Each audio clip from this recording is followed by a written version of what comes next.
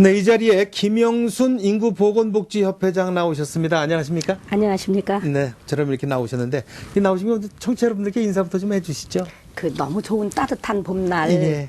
그 시청자 여러분을 만나 뵙게 돼서 너무 반갑고 고맙습니다. 예. 이 인구보건복지협회 이게 명칭에서 대략 어떤 일을 하는 기관이다 하는 걸 대략 이렇게 좀 알 것 같은데 좀 어떤 일을 하는 곳인지 우리 회장님께서 직접 좀 설명 좀 해주시죠.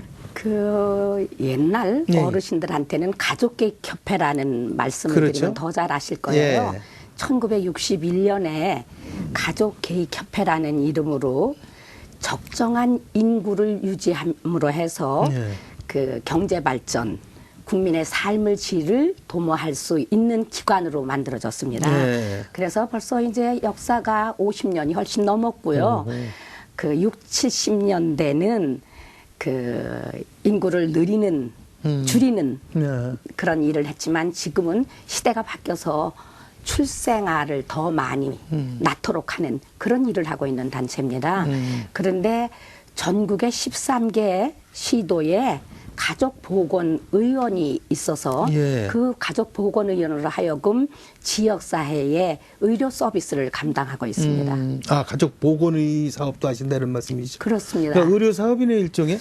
일종의 의료사업을 하게 된 이유는 그 아이와 엄마가 아이를 낳고 모자라고 합니다. 이 모자의 보건, 그리고 점점 자라가면서 평생 국민 건강을 책임지는 기관으로서 영유아 예방 접종, 영유아 검진, 또 산전산후 산모 케어, 또 오대암 검진, 이런 다양한 국민 건강을 위한 의료 서비스를 함께 하고 있습니다. 아, 이거는 그 각 지역별로다가 경기도면 경기지에 하나 있고 이제 이렇게 되는 얘기죠? 그렇습니다. 그럼 일반 보건소와 조금 뭐 이렇게 시민들이 생각할 때 어떻게 좀 다른 점이 있나요? 저희 보건소는요. 예를 들자면 무료 검진이 많습니다. 정부나 지자체가 해야 될 일을 감당하고 있고 저소득층. 저희는 그거보다는 조금 그 사각지대가 있을 수가 있습니다. 의료 서비스를 원하는데 마땅한 그게 아닌 그런 계층들을 위한 의료 서비스를 충실하게 제공하는 그런 기관입니다. 아, 이건 뭐 임산부라든지 뭐 어린 아기들, 영아들 이런 그런 걸 좀 케어하고 이렇게 보면 되나요? 예를 들자면 산전산후 산모 관리도 하지만 아이가 적정한 시간 때에 예방접종을 잘 맞지 않으면 면역력이 강화돼서 되지 못하는 그런 결과도 낳거든요. 건강하게 자랄 수 있는 모든 일생의 모든 과정마다의 의료 서비스를 제공하고 있습니다. 이게 뭐 시도별로 한 군데씩은 좀 적네요. 더 많았으면 좋겠는데요. 전국 그것만 해도 16개가 있어야 되는데 저희가 아직은 좀 여력이 안 돼서 예를 들자면 충남, 대전 이렇게 같이 하고 있는 데도 있습니다. 전북, 광주. 그래서 13군데가 있습니다. 안타깝습니다. 예를 들자면 특별히 그 출산 의료 전달 체계 같은 게 잘 구축이 못 되는 데가 많습니다. 강원도나 경상북도 이런 데는 굉장히 안타깝죠. 특히나 무슨 산부인과에서 출산 뭐 이런 걸 아기를 받는 일을 자꾸 꺼리는 건다고 요새들 많이 언론에 나오고 그러지 않습니까? 어차피 병원도 그 의료 서비스를 제공하는 그 의무가 있습니다만 기업이 그 이문이 남아야 하니까 요즘에 그게 진짜 꺼리고 있고요. 사실은 그런 부분에 있어서 저희 같은 그 인구보건복지협회 가족보건의원이 해야 될 역할이 거기에 있다고 생각을 합니다. 인구보건복지협회가 출산 억제에서 장려로 가면서 엄청 큰 일을 많이 하고 있다 이렇게 여겨집니다. 그 아까도 얘기했지만 60년대, 70년대는 그 아이를 낳지 말자. 그래서 그때는 덮어놓고 낳다 보면 뭐 거짓 걸모면한다 이런 캐치프레이즈를 아주 강하게 내세우고 이랬었는데요. 그때를 가만히 돌이켜서 한번 보면 그때 박정희 대통령이 우리가 정말 보릿고개도 있고 정말 먹고 살기 힘들 때 외국으로 가서 차관을 얻겠다고 그냥 대통령이 다니셨습니다. 그때 외국이 대한민국에는 차관을 줄 수 없다 하는 이유를 3가지로 말했습니다. 첫째가 뭔가 하면 인구수가 너무 많다. 둘째가 땅덩어리가 너무 작다. 셋째가 정치가 불안정하다. 첫째 이유를 댄 것이 그렇군요. 인구가 많다. 그 당시는 사회 간접 자본, 말하자면 교통시설이라든지 의료시설이라든지 학교라든지 이런 게 다 열악했습니다. 그래서 국민의 삶의 질이 굉장히 낮을 때는 사람을 줄여서라도 사람답게 살아야 될 필요가 있었고요. 그 후에는 지금은 어떤 문제가 생기냐 하면은 생산 가능 인구, 예, 노동력을 그렇죠. 확보를 못하는 예. 문제가 큰 문제입니다. 이 시대적으로 다 계속 다 달라져가는 그 인구 문제라는 거는 시대가 요구하는 상황에 맞출 필요가 있다고 생각이 듭니다. 왜 그땐 그걸 했을까 그런 생각했는데 지금 회장님 말씀 들으니까 네. 또 이해가 네. 됩니다. 네. 네. 네. 이 얼마 전에 복지부에 따르면 그 11년 만에 합계 출산율이 1.3명을 달성했다 이런 얘기가 들었습니다. 이게 우선 이게 합계 출산율 이게 어떤 얘기입니까? 이해가 잘 안 예를 되는데. 들자면 제일 먼저 중요한 게 가임 기간. 가임 기간이라는 거는 여성이 아기를 낳을 수 있는 그렇죠. 연령대를 말합니다. 예, 예. 이게 15세부터 49세 예. 한 35년 동안 여성이 아기를 낳을 수 있다고 생각하면 요 기간 동안에 여성 한 명이 평생 아기를 낳을 것으로 예상되는 숫자 이게 합계 출산율입니다. 예. 우리나라는 2001년에 1.30명이 됐습니다. 예. 그 1.30명의 의미라는 거는 초저출산 국가로 진입을 했다 하는 의미입니다. 그 후에 더 낮아졌어요. 2005년이 되자 1.08명이 됐습니다. 그래서 참 위기를 느끼고 정부나 지자체, 저희 같은 기관, 민간들이 전부 노력한 결과 11년이라는 긴 세월을 노력을 해서 이제 2012년에 1.3 그러니까는 3영명을 다시 되찾았다 하는 의미입니다.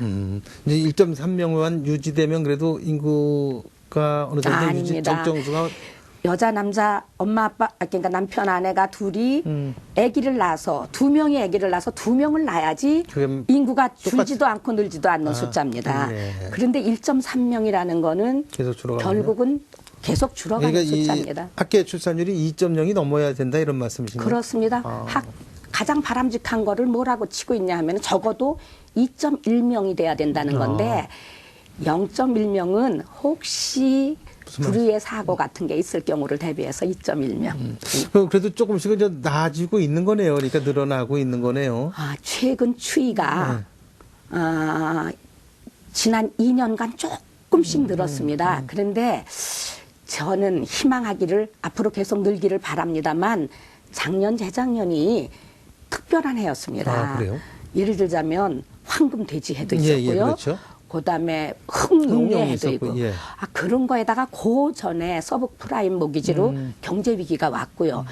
그래서 이렇게 조금 못 낳거나 낳고 싶은 기간이 있어서 한꺼번에 몰린 거 아닌가 하는 그런 분석들도 일부 있습니다만 저는 인구를 다루는 입장에서 아마도 약간 추이가 바뀌었다 이렇게 판단을 하고 있습니다. 뭐 올해 뭐 흑뱀이라고 또 좋다고들 누가 그러던데. 그런 거라도 해서 많이 좀 나왔으면 좋겠습니다. 예. 그러면 어쩌나 저쩌나 이렇게 출산율을 높이려면은 뭐 지방도 중요하겠지만 그래도 수도권에 인구가 집중돼 있다 보니까 수도권의 젊은 인구들 그렇습니다. 중에서 좀 출산율이 높아져야 되는데 경기도도 뭐 수도권 인구의 한 절반 정도 되지 않겠습니까? 그렇습니다. 어떻습니까? 경기도의 출산율은 좀 경기도가 제일 크기 때문에 경기도의 추이를 예의주시하고 있는데요.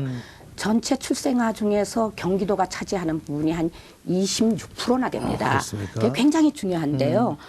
그 2011년에 1.314%였습니다. 합계 출산율이.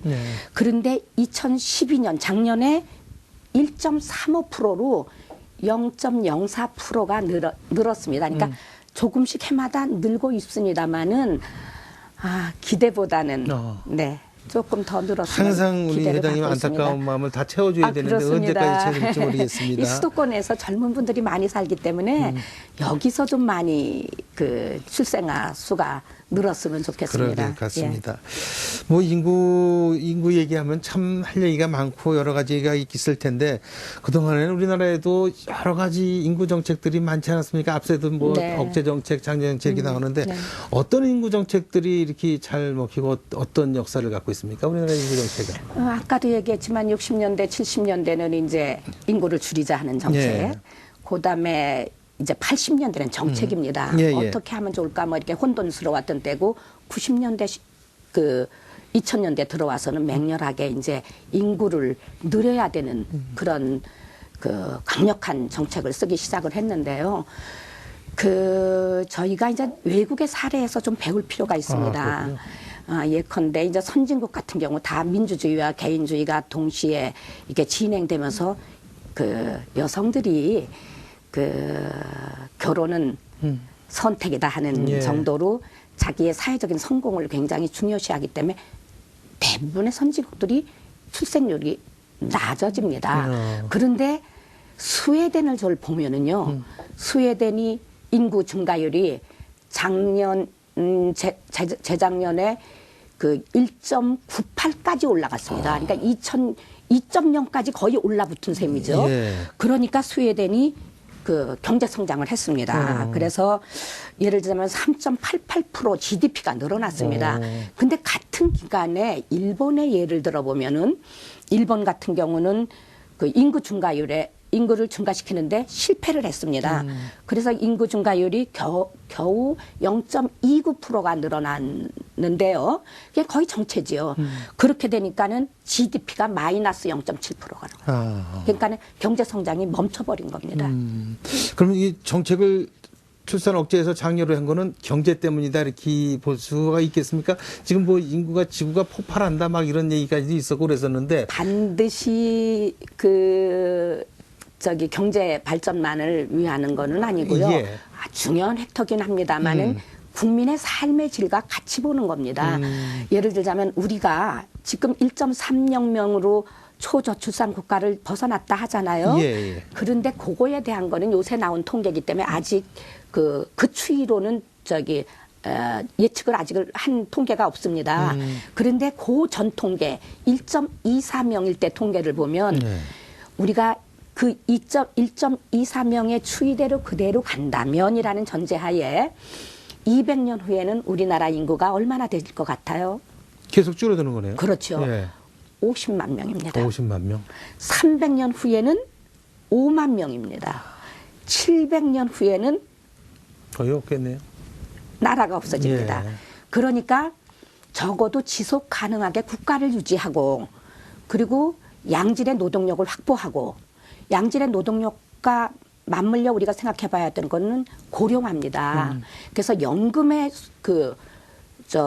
수요는 커지고 예. 이러면 결국은 나라 경제가 곤두박질 치고 그렇죠. 국민의 삶의 질은 나빠지고 이런 거와 같이 맞물려 있기 때문에 적정한 인구를 가지고 내수 시장을 활성화시키는 거 그게 곧 지속 가능하게 국가를 유지하고 국민의 삶의 질을 발전시킬 수 있는 그래 경제 발전이나 뭐 삶의 질도 중요하지만 국가 존립 얘기가 나오니까 상당히 경건해지는 것 같아요. 그런데 이제 이거 제가 협박이 아니고 예. 그 통계가 말해주는 거기 때문에 그렇죠. 예. 굉장히 위기입니다. 사실은 우리가 어떤 문제가 있냐 하면은 내수 시장을 적절하게 끌어갈 수 있는 기본적인 인구수가 있습니다. 그거는 한 1억 명 정도 됩니다. 근데 우리가 지금 작년 6월 23일이 어떤 날인가 하면은 우리가 인구 5천만 명을 돌파했다는 날이거든요. 그래서 난리가 났었지 않습니까? 2050 클럽에 들었니 어쩌니. 그런데 인구가 자체적으로 내수 경제가 활성화될 수 있는 1억 명의 반밖에 안 되는 거예요. 그러니까 우리가 더 이코노미스트즈가 뭐라고 말을 했냐 하면은 한국이 50년 후에 전 세계에서 미국을 앞지르고 경제 1위국에 갈 수 있다 이렇게 말했어요. 근데 전제가 붙습니다. 통일이 된다면. 그러면 인구가 통일이 되면 한 8천만이 넘으니까. 근데 8천만만 넘어도 내수가 진작될 수 있는 수준이 되는 거예요. 충분하진 않지만. 인구의 경제학이네요. 그래 보니까. 예. 그럼 우리 김영순 회장께서는 앞으로 우리나라의 그럼 인구 전망 증감 추이랄까 그 전망을 어떻게 하고 계십니까? 이제 1.30명으로 늘어났지 않습니까? 예. 1.30명으로 늘어났으니까 이 추이를 계속적으로 늘려야 되는데 모든 구성원, 사회 구성원들의 다 노력이 필요합니다. 첫째, 이제 아기를 낳는 당사자, 여성이 아기를 낳으면은 내가 낳는 건 낳지만 사회가 거들어서 키워줄 수 있겠구나 하는 기대를 가지면 아기를 많이 낳을 수 있을 겁니다. 그런 노력이 가정에서부터 기업에서부터 그다음에 국가까지 같이 갈 때 여성이 아기를 낳지 않을까 싶어요. 예를 들자면은 가정에서는 가사 분담을 같이 해준다든가 기업에서는 가족 친화적인 환경을 만들어서 뭐 출산휴가 맘 놓고 가라. 그렇죠. 그다음에 보육 사내 어린이집 보육시설 만들거나 뭐 또 유연 근무제나 탄력 근무제를 해서 뭐 아기 조금 데려다 주고 출근할 사람 1시간 늦게 출근하고 퇴근도 1시간 늦게 하면 좋겠다. 이런 게 자유스러우면 아기 낳는 일이 쉬워지고요. 그러면 인구가 늘어나지 않을까. 저는 그렇게 생각을 합니다. 좀 앞으로 늘어날 거라고 보시는 거죠, 그러니까? 예, 저는 조금 희망적으로 보고 있습니다. 예. 다행입니다. 이 말씀, 지난한 일이긴 합니다. 예, 그 말씀을 좀 드리려고 그러는데 이 인구 문제라는 게 저출산 문제라는 게 뭐 단기간에 뭐 금방 해결이 되고 그럴 수 있는 문제는 아니다 이렇게 생각이 됩니다. 네. 어떻습니까? 우리 회장님께서 생각하시기에 이 저출산 문제 해법의 핵심은 뭐라고 보십니까? 조금 아까도 얘기했지만 다시 얘기하면 여성으로 돌아가 봐야 될 것 같습니다. 아까 전 서두에도 잠깐 얘기했지만 출산의 주체가 부부 아닙니까? 그렇죠. 부부인데다가 그 중에서도 여성이기 때문에 이 여성이 아기를 낳겠다고 결심할 때까지 도와주는 거. 요즘 젊은이들이 3포 세대라고 합니다만은 사실은 젊은이들의 속마음을 들여다보면 나도 결혼하고 싶다. 그리고 나도 아기 갖고 싶다. 그리고 나도 아기를 잘 기르고 싶다예요. 그런데 결혼하려면 비용이 너무 많이 들고 요새 뭐 2억씩이나 든다래요. 그리고 아기를 낳는데도 비용이 많이 들고 보육하고 양육하는데도 비용이 많이 드니까 그 여성이 아까 이제 출산의 주체가 여성이고 해법이 여성에게 있다고 하는데 여성이 아기를 낳으면서도 나도 사회적으로도 성공할 수 있겠다고 마음 먹을 수 있으려면 남편이 가사 분담을 같이 해주고 기업에서도 아까와 같은 노력을 해주고 국가에서는 온갖 정책이나 제도를 만들어줘야지 여성이 아기를 낳도록 결심하지 않을까. 그러니까 결국은 여성 마음에 드는 세상을 만들어줘라. 글쎄 그렇게 되네요. 말씀이 참 여성 마음에 드는 세상을 만들기 많이 노력을 합니다만 현실적으로는 상당히 어렵고 또 이 아기 낳는 주체는 여성이고 그 여성들이 하고자 하는 자기 꿈은 또 있을 거고 거기 아기에 맞바꿔야 되는 문제가 있지 않습니까? 그걸 해결하려면 뭐 보육 환경이라든지 요즘 가장 많이 얘기가 되고 있는 게 이제 여성들의 이제 경력 단절 문제 이제 이런 것들에 대해서는 그 자괴감이랄까 이래서 아기들을 못 갖고 이제 이런 이제 불안감 때문에 그런데 이런 걸 어떻게 좀 해결할 수 있는 좀 방법 같은 건 혹시 고민해보셨나요? 그럼요. 그 하는 일이 이제 우리 인구협회가 하는 일이 그런 걸 고민하고 해법을 찾아내야 되는 건데 저희 인구협회가 아이 낳기 좋은 세상 운동본부의 간사단체입니다. 아시겠지만 아이 낳기 좋은 세상 운동본부는 제가 이제 그 인구협회 회장 자격으로 공동의장인데 그 보건복지부 장관, 저 여성단체 협의회 회장, 경제계 대표 한 분, 종교계 대표 한 분 이렇게 공동의장인데 그 1차 그 저출산 고령사회 기본계획에 의해서 1차 이 난국을 해결하려면 어떤 게 제일 좋을까 한 게 1차 계획에서는 아이 낳기 좋은 세상 운동본부를 만드는 거고요. 추진 체계를 만들었다 이거죠. 2차 년도에는 제일 중요한 게 일 가정 양립의 그 사회를 만들어 나가자는 겁니다. 일 가정 양립을 편하게 할 수 있는 여건을 만들 수 있는 제일 중요한 사람은 누군가 하면은 기업을 하는 CEO의 의지에 달려 있습니다. 그래서 이 CEO들을 그 설득하고 인식을 바꾸고 기업 환경을 바꾸도록 지금 계속 노력을 하고 있는데 만약에 이렇다면 내가 경력도 단절하지 않고 기업이 그렇죠. 우리를 응원을 하면 내가 아기를 낳겠다. 그렇게 가지 않을까. 그게 경력 단절 여성을 해결하는 문제도 되거니와 또 하나는 기업이 무슨 생각을 해야 되냐 하면은 여성 인력이 얼마나 중요한가. 기업을 하는 데 있어서 여성 인력의 의미를 좀 생각을 해봐야 되는데요. 그 외국의 유명한 학자가 예. 이렇게 말했습니다. 한국에서 가장 저평가된 천연 자원이 있다. 그건 뭔가 하면은 여성이다. 그래서 누구는 알고 누구는 모르느냐. 외국 기업들은 그걸 알고 한국 기업들은 모른다. 그래서 그 성 차익을 유능한 여성을 싸게 고용하면서 돈을 벌어가는 건 외국 기업이고 한국 기업은 그걸 모른다. 이런 신문에 그 외국 학자가 말한 게 있습니다. 그러니까 우리나라 기업도 우리나라에서 가장 유능한 여성 인력을 후원하고 지원하고 환경을 만드는 것이 자기 기업에 도움이 된다는 것을 알도록 하는 거. 그래서 기꺼이 일가정 양립 환경을 조성하도록 하는 거가 그 아이 낳기 좋은 세상 운동 본부가 하는 일입니다. 네, 예. 큰 일이네요. 예. 이게 참 우리나라는 이제 이 유교적 인식이 상당히 강하다 보니까 뿌리가 깊다 보니까 아무래도 시간과 노력이 좀 많이 필요할 것 같습니다. 그 제일 중요한 거는 사실은 아까도 얘기 조금 드렸습니다마는 법이나 제도는 엄청 뒤져 있다고 볼 수 없어요. 예. 꽤가 있습니다. 그런데 아주 지난한 게 인식이 변하지를 않습니다. 글쎄요. 예를 들면 우리가 그 산전산후 휴가를 맘 놓고 못 쓰잖아요. 근데 제도가 없느냐? 있거든요.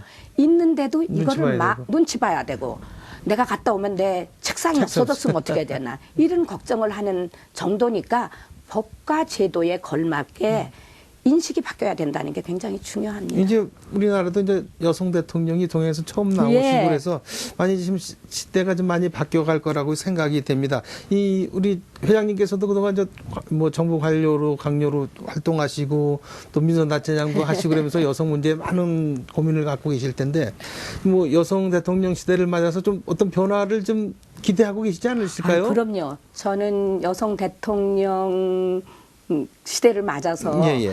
모든 사회 변화가 다 기대가 됩니다만 특별히 인구협회장 입장에서는 그 우리 대통령께서 말씀하신 맞춤형 보육과 일과 가정의 양립 요런 챕터로 공약을 내주셨습니다. 요거에 대한 기대가 큰데요. 대통령이 인식이 말씀하시는 거 공약이나 그 취임식에서도 말씀하시는 걸 보면 여성 인력을 활용하는 것이 국가 생산성을 향상시키고 그다음에 경제 발전에 이바지한다 하는 강력한 그 메시지를 주셨어요. 그러고선 아시겠지만 구체적인 사항으로 들어가 보면은 올부터 모든 계층의 0세서부터 5세 아이들까지 무상 보육 실시하게 됐고요. 그다음에 거기다가 한 가지 뭐를 더 말씀을 하셨냐면은 국공립, 질 좋은 국공립 보육 시설을 많이 확충하겠다는 말씀이 있으셨거든요. 이런 두 가지 가장 강력한 무기고 나머지 인식, 대통령의 인식과 맞아떨어져서 이제 그 여성이 그 중요한 그 경제 발전에 이바지하는 중심 세력이 되고 그리고 그것이 보육 환경, 출산 환경으로 바뀌어서 저출산이 해결되는 데까지 가파르게 변하지 않을까 하는 성급한 기대를 좀 하고 있습니다. 네, 우리 회장님 말씀 들으니까 대한민국 발전의 원동력 이 힘은 여성이 다 이렇게 얘기를 할 수 있고 여성을 산업적으로 블루오션이라고 볼 수가 있겠습니다. 그렇습니다. 특별히 어느 사회나 또 여성 인력이 굉장히 중요하지만 우리나라 여성들 왜 올림픽에 가보면 남자보다 메달 따는 거 여자들이 더 많이 따고요.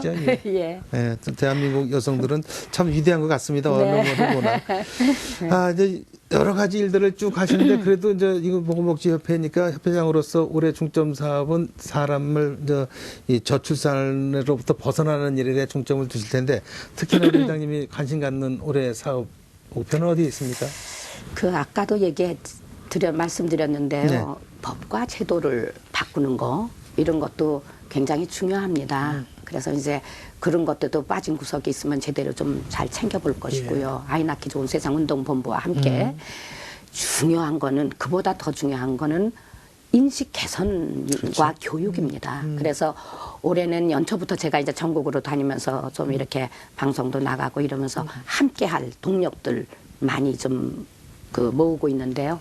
예를 들자면 여성단체장들이라든지 사회단체장, 종교계 이런 데도 호소를 하고요. 또 이런 언론사 같은 데도 함께 캠페인도 해서 저출산 문제에 대한 인식을 공고히 하자. 그래서 아기 낳는 쪽으로 돌리자 하는 그런 홍보 활동도 많이 하고요. 또 한 가지는 교육입니다.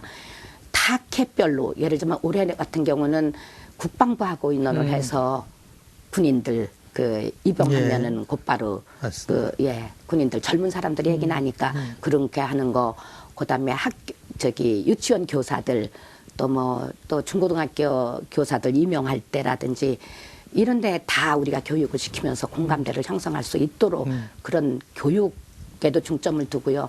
또 하나는 타버스 같은 게 있습니다. 저희가 그게 이제 대학생들 모임인데요. 인구를 생각하는 대학생들의 모임입니다.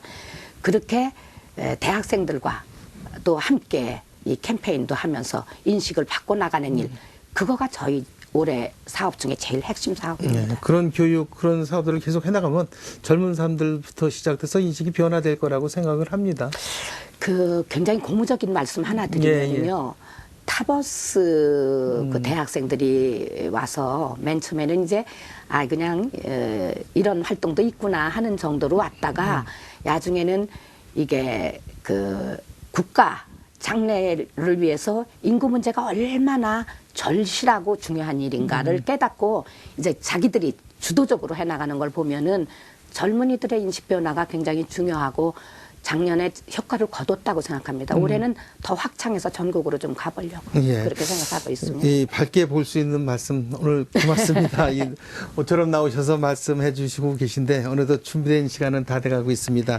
끝으로 못하신 말씀 있으시면은 좀 마무리 인사 삼아서 말씀 남겨주시죠. 날씨가 너무 좋았습니다. 너무 좋아서 우리 경기방송 시청자 여러분 정말 즐거운 한 해가 되셨으면 좋겠고요. 한 가지 당부 말씀. 인구협회장이니까 올해는 제가 수도권 지역의 이 경기방송을 들은 시청자 여러분을 중심으로 아기를 많이 낳는 지역이 됐다 하는 아주 기쁜 소식을 들었으면 참 좋겠습니다. 내년에는 경기도가 출산율이 2%가 됐다 이러면 아주 좋겠습니다. 그러면은 전국에서 선도하는 도시가 될 거고요. 기대가 큽니다. 그게 꼭 되기를 고대하겠습니다. 그런데다가 이제 이 경기도가 수도권 지역이면서 젊은 분들이 사는 지역이라, 그리고 26%가 넘는 인구가 모여 있는 지역이기 때문에 여기에서의 증가율에 엄청나게 관심이 많습니다. 많은 교육과 많은 또 이런 인식 변화에 대한 캠페인이 있어야 될 것 같습니다. 네, 지금까지 김영순 인구보건복지협회장과 말씀 나눴습니다. 김영순 회장님, 오늘 말씀 고맙습니다. 고맙습니다.